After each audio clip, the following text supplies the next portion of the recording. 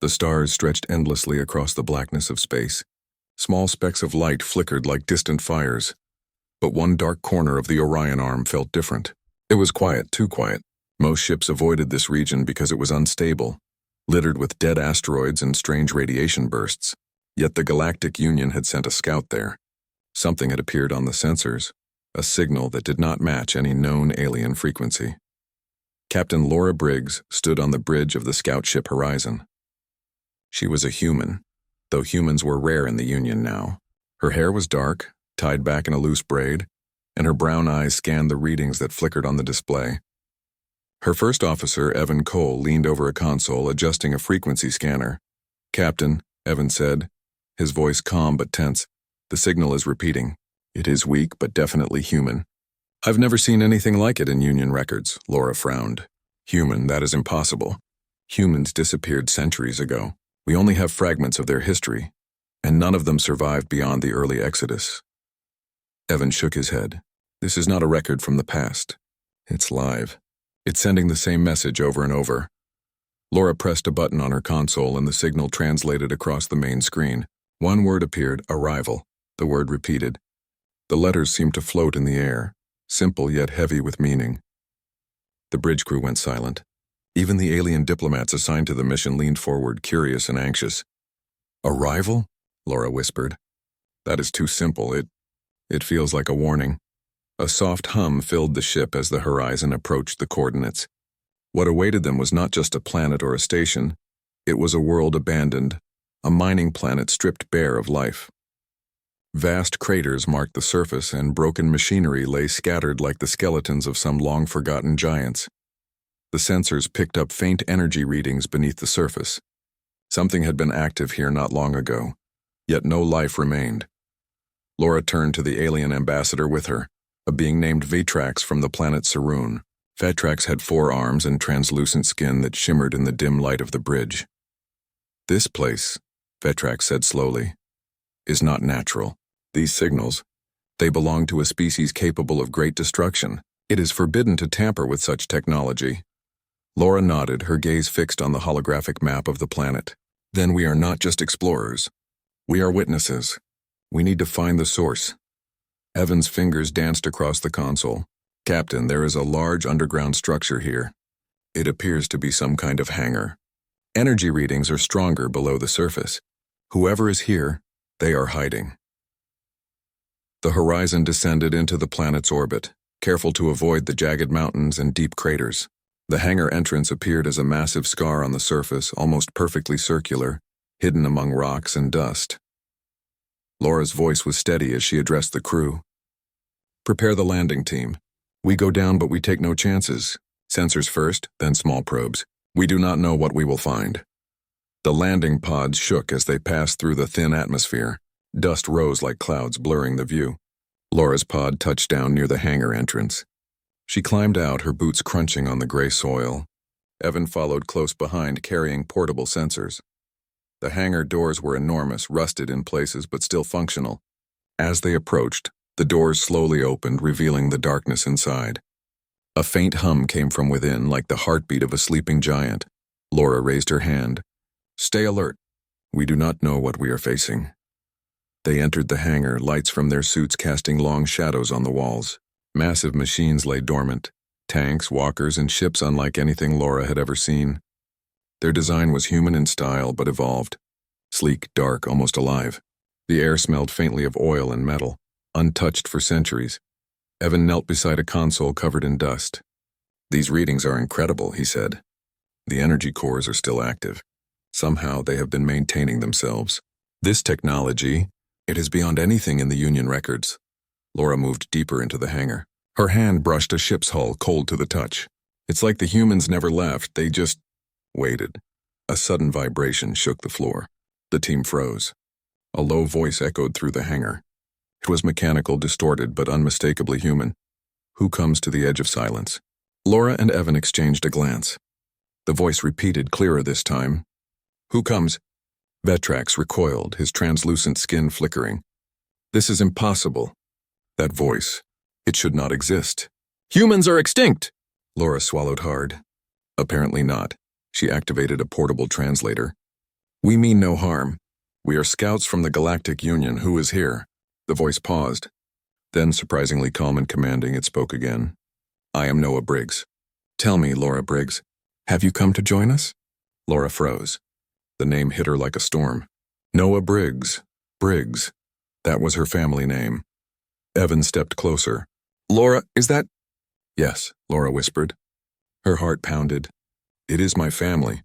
But how, why? The hangar lights flickered, and a massive figure appeared on the catwalk above. Noah Briggs looked human, older than any record should allow, yet alive and commanding.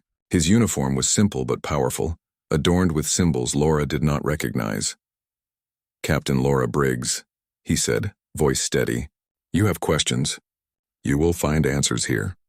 But first you must see the truth of what humanity has become. Vetrak stepped back, alarmed. This cannot be. Humans were supposed to vanish. The Deathworlders were a myth, a warning to all species. Laura clenched her fists. Then we are witnessing history, not myth. Show us, Noah. Show us what has survived. Noah nodded once. The hangar doors behind him opened, revealing tunnels leading deeper into the planet. Massive elevators descended into the darkness, carrying humans and machines alike. Evan looked around, awestruck. Captain, these ships, these machines, they were built to survive anything, even this planet. Laura followed Noah down the elevator. Her mind raced. How had humanity endured? How had they built all of this hidden and silent while the galaxy thought they were gone? As they reached the bottom, the scale of it became clear. Entire factories stretched like cathedrals of steel. Ships waited on launch pads, their surfaces humming with latent energy. Humans moved among the machines, working in silence, precise and calm. Noah gestured to one of the humans. This is Mara Wells, my chief engineer. She has maintained the fleet for centuries. Humans do not age as you know it, they endure, and so does their work. Laura stepped forward, her eyes wide. This is incredible. How? Why didn't anyone know? Noah's gaze was steady. Because we waited. We were forced to hide. The Union betrayed Earth, they feared us. They thought to erase us from history. But we adapted. We survived, and now we are ready to make ourselves known. The weight of the word sank in. Laura felt a mix of awe and fear. Humans had been called monsters once, killers who could survive anywhere. Now they were real again. Not myths, not stories. Alive and stronger than any record had described. Vetrax's voice trembled. This is beyond comprehension. No species should possess such endurance. No species should survive what you have survived. Noah smiled faintly. We are called Deathworlders because we come from worlds that should have killed us. We adapt, we endure, and when we appear, those who underestimate us will know the consequences. Laura swallowed. Then, the galaxy doesn't know what is coming. Noah's eyes glinted with a mixture of pride and warning. Indeed, they do not, but they will learn, soon. The hum of machinery filled the hangar as Laura took in the scene. Humans moved among machines older than some alien civilizations, preparing ships and systems as if centuries of silence had been spent in preparation. Evan leaned close. Captain, we are witnessing the birth of a new age. The Deathworlders are back. Laura nodded, her gaze fixed on the horizon beyond the hangar doors. Stars shone, silent and distant, unaware of what had returned to the galaxy. And for the first time in centuries, humans were no longer hidden. They had made themselves known. The underground hangar was alive with quiet energy. Humans moved with a precision that made every step purposeful. Laura followed Noah Briggs as he led them through wide corridors lined with glowing panels. The walls pulsed faintly with power, feeding systems that seemed impossibly large for the small moon they had landed on. Where have you been all this time? Laura asked, her voice barely above a whisper. The Union believed humans were gone forever. Everyone thought Earth was lost. Noah walked without turning. We left when it became clear that our planet would not survive the Council's fear. The galaxy was not ready for humanity. We retreated into silence to worlds that would challenge even us. And we survived. Laura glanced around. You built all of this. Underground? For centuries? Noah nodded. The galaxy believes we are extinct. That is why we were able to build in secret. We took planets that others abandoned, worlds that would kill most species. We adapted, transformed, and endured. That is the nature of the Deathworlders. Evan Cole walked beside her, unable to hide his astonishment. Captain, these ships, these weapons, they are not just advanced. They are alive in a way. They seemed to anticipate movement, threats, even tactics. How did humans develop this? Noah glanced at him. Necessity. We had no choice. Every world we claimed tried to kill us. Every environment demanded evolution. And we responded. That is why we survived where no one else could. That is why we are known as Deathworlders.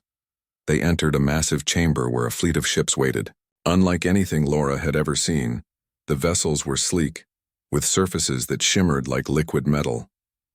Energy flowed beneath their hulls almost like veins. Humans worked on them, performing checks that seemed ritualistic, almost reverent. Mara Wells, the chief engineer, approached them. Her dark hair was tied back and her hands were streaked with energy residue. Noah, she said calmly, we are ready. The systems have been stable for decades. The fleet is prepared. Laura stepped forward. Prepared? For what? Noah's eyes darkened. For the galaxy to learn that humans do not vanish. We have waited for the right moment to make ourselves known. That moment is now. Evan looked at Laura. Captain, they're not asking permission. They are stating power. Laura nodded silently. She had seen humans like this in history records, resilient, determined, unyielding. But seeing them now, alive and fully capable, brought a chill she could not ignore. Noah led them to a viewing deck. Through the reinforced glass, the barren landscape stretched beneath them. Dust swirled in the moon's thin atmosphere. Then, far beyond the horizon, they saw movement. A fleet of Union ships appeared, cautious, scanning the area for signs of life. They have come, Noah said. The galaxy has heard rumors and they fear us. They send observers first. They do not know what awaits them. Vitrax stepped closer, his multiple arms trembling. They are arrogant. If they think a few ships can intimidate the Deathworlders, they do not understand the danger they face. Laura felt a mixture of awe and worry. Noah, what will happen if they attack? Noah's gaze did not waver. Then they will see why humans survived when all others did not. But I do not wish for unnecessary bloodshed. We strike only if provoked. Evan studied the approaching fleet. Captain, the Union has no idea what they are facing. Their ships are conventional. They are not built for what lies ahead. And yet they may fire first, Noah gestured toward the fleet. Observe. The galaxy does not understand restraint. Humans have learned it through survival. They have also learned patience. For hours, the fleets maneuvered in silent anticipation. Union ships hovered at the edge of detection range, sending cautious messages. The humans did not respond immediately. Instead, they monitored, evaluated, and adjusted their positions with precision that seemed almost preternatural. Finally, a Union commander attempted communication. This is the Galactic Union fleet. Identify yourselves. State your intentions. Laura held her breath as Noah activated the translation system. His voice carried clearly across all frequencies. I am Noah Briggs of the Terran Ascendancy. We are the survivors of Earth. We seek neither war nor conquest. We have returned to ensure balance in a galaxy that has forgotten the cost of fear. There was silence. Then one of the Union officers spoke, disbelief in his tone. Earth, you mean the planet? But that is impossible. Humanity is extinct. All records show. Gone. Noah's expression remained calm. You were lied to. Earth was not destroyed. Humanity endured. We survived when the galaxy believed we could not. We are here now to reclaim our place, not as conquerors, but as witnesses to the truths you ignored. Vitrax leaned toward Laura. Captain, they underestimate humans. They have no idea what they are dealing with. Laura nodded, unable to hide her tension. The sight of the Union fleet, hundreds of ships, seemed overwhelming. Yet the humans aboard the moon moved with quiet confidence, as though their presence alone commanded authority. Noah turned back to Laura and Evan. You must understand, humans do not seek unnecessary violence, but we will defend ourselves. We will protect what others cannot. That is our nature. That is why we survived. Laura swallowed, trying to process the enormity of what she was witnessing. And if they attack? Noah's eyes narrowed. Then they will see the consequences of underestimating Deathworlders. The galaxy may learn, but it will be painful. Evan shivered. Captain, they are not bluffing. Look at the ships. Look at the weapons. These are not meant for display. They are built for survival in environments that would destroy most species. Laura followed his gaze. The fleet shimmered with adaptive armor, energy shields, and weapons that seemed capable of precise, controlled strikes. Humans moved among them, checking systems, coordinating maneuvers with an efficiency that defied belief. Mara Wells approached. Captain Briggs, our systems are stable. The fleet is ready to deploy at a moment's notice. The humans who survived the Exodus have trained for this. We are prepared for the first contact with the galaxy. Laura nodded slowly. Then we must be careful. Any misstep could start a war. Noah's gaze swept across the viewing deck. A war is not necessary, but respect must be earned. The galaxy has forgotten the dangers of Earth's children. It is time they remember. The horizon darkened as the first Union ships attempted closer surveillance. Sensors pinged, scanning the moon, but the humans did not panic. They adjusted defenses quietly, moving like a single organism rather than individuals. Evan whispered, "Captain, look at them. They move as one. Every action has purpose. Every calculation. Perfect," Laura could not argue. She had read about humans in history books, but seeing them now was different. They were not the fragile species she had imagined. They were strong, disciplined, and unyielding. They had become something more than human, a force of survival and power. Noah spoke again, his voice calm but firm. The galaxy must learn patience. They must learn to see us not as a threat, but as guardians. We survive the impossible, we endure, and we will act only when necessary. The Union fleet hesitated. Reports came in, confusion spreading among their ranks. Some commanders wanted to attack, but others hesitated, sensing the confidence emanating from the Deathworlders. Laura realized the tension in the room mirrored the tension across the galaxy. Humans had returned, and their silence carried power. Vitrak shook his head slowly. This is beyond understanding. No species should have such control over survival, technology, and strategy. They are different, Laura agreed silently. They are not just different. They are inevitable. The galaxy will have to recognize them whether it wants to or not. Noah led them to another observation point overlooking a training field. Humans were conducting maneuvers with drones, simulating fleet battles, moving with such precision that the simulations were flawless. Even the most experienced Union pilots would struggle against this coordination. Laura turned to Evan.